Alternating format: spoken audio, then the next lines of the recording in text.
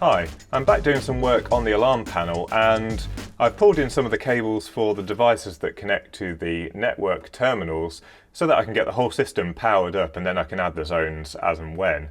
But one thing that really annoys me about alarm panels in general is you've got 8 zones on this particular PCB, and then you might have a remote keypad and maybe an external sounder or something like that all need to share your 12-volt auxiliary output. So you get these, in this case, you get 2 sets of plus and minus terminals, and you're expected to fit potentially 10 devices into those terminals. And a very common way that alarm installers will do this is just to twist all the conductors together and sort of jam them in the terminals. But that means that if you want to do any fault finding, you have to drop them back out, and you often lose some of the strands because they've been crushed. So the cable needs restripping and re-terminating.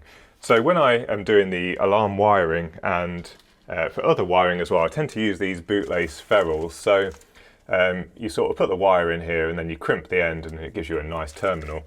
So here's an example at the top of this expander, and basically the wire is crimped into the ferrule, and then you insert the ferrule and it stops the wires splaying out, but it also means that if you ever need to take these out to do any testing, you're not going to lose any of the strands of wire.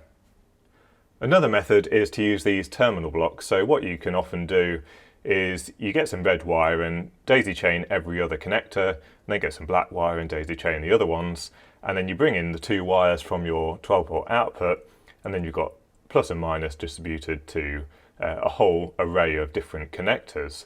And that's fine, but it also looks a bit of a mess. So what I've done is I've taken advantage of the JLC PCB pricing, so 5 PCBs for $2, and I've made this little power distribution PCB. So basically on the top side we've got the 12-volt as the copper flood, and on the back side we've got the ground plane, which is connected to the 0, and then we've also put a power LED and a resistor in series with it on here.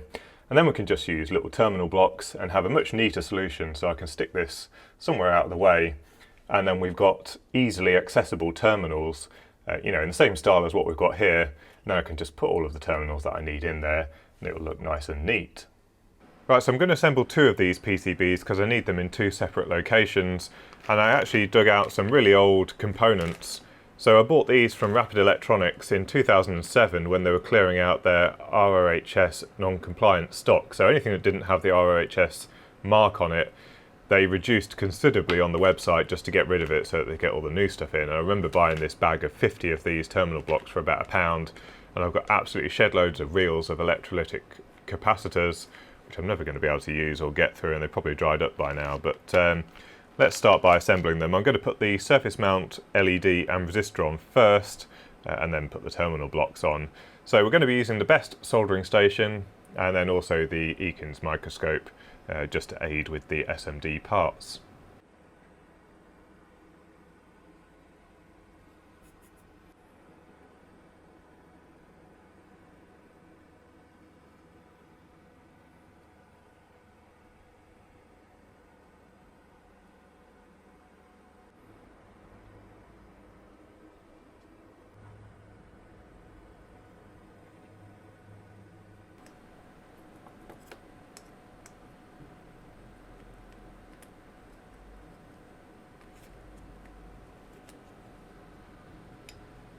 And for 3-hole parts like this, what I tend to do is just solder one of the legs up, and then once one of the legs is in place, I just make sure that the orientation is looking good from the top side. And that doesn't look too bad, so now we can solder the rest.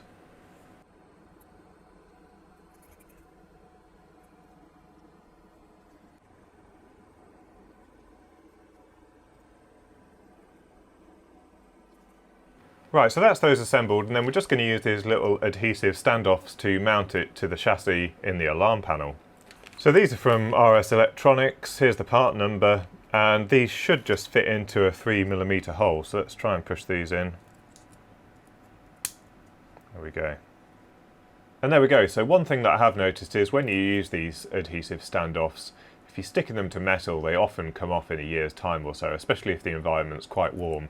I'm not sure what it is about the metal as opposed to the nylon that these are made from, because they never come off from the plastic, they always come off from the metal. So I may add a little blob of super glue to each of these just to hold them in place. So I'm going to stick this just over to the side here, out of the way and making sure it's out of the way of the battery but still accessible, and push it down, make sure it's all vertical. And there we go, so we've got a nice little power distribution board here. I'll bring up some wires to the 12-volt output, and then I can bring my wires down here to connect to the power and up here to the network terminals. So that's the 4 network devices connected up to the power PCB. And I've got a little wire coming up here to the main connector. I've got another 4 set of terminals ready for the 4 passive infrared sensors that are going in the first 8 zones. And this has turned out to be super cheap. This is the kind of little project that you can add onto an order. You get your 5 boards for $2. In this instance, these terminal blocks only cost me 9p because I ordered them while they were on offer at Rapid Electronics. So actually this has been even cheaper than you can buy a set of terminal blocks for. So this looks way neater and should do the job better. So I hope you learned something, and until next time, thanks for watching.